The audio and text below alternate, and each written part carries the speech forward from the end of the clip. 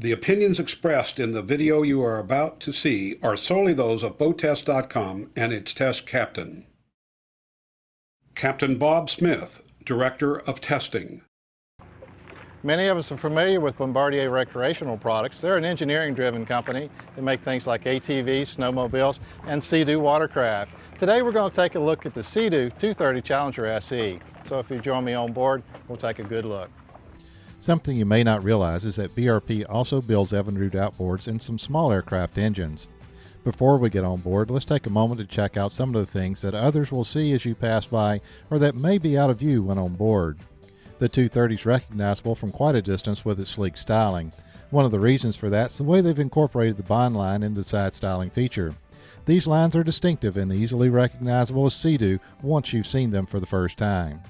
From the back, it looks like a typical runabout. We've got a swim platform, some grab handles, and a tow eye. But here's the difference. We pop up our seat.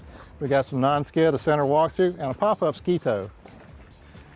With the 230 Challenger SE, we've got about 95 inches from the stern seat to the dash, about 85.5 across the beam. Now, this boat has room for 12 people, or about 2,395 pounds. That's a lot of room on board. Let's take a look at how they handle some of the storage on board. I think it was pretty wise. Underneath, we've got the table stowed and nested storage.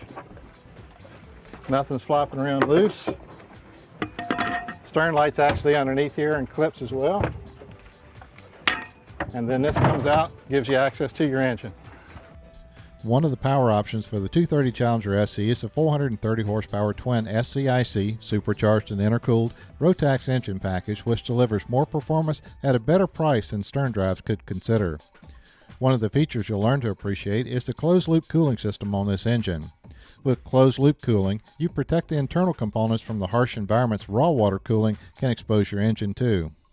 The 230 Challenger SE includes many standard features you would expect on a quality runabout, like pull-up cleats, stereo remote with MP3 jack, and a bimini top. The SE package adds a stereo remote at the dash and burlwood accents. The wakeboard tower is an option. The carry-on ice cooler is stowed in the seat base just behind the helm seat. The starboard bow seat locker is labeled for the fire extinguisher inside. The locker is finished inside and has a drain, but don't use it for a spare cooler unless you take the fire extinguisher out.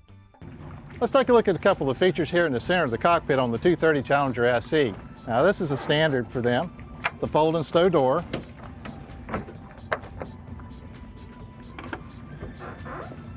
So now with this, we've got the center door closed, no breeze coming to the back, it's clear, makes the boat look bigger, and you can keep an eye on everything up front. So if you have the kids up there, you can see what's going on. Now, an optional feature that's going to be popular if it isn't already are the power windows. The power windows work just like in your car. If this person over here is cold, you leave the window up.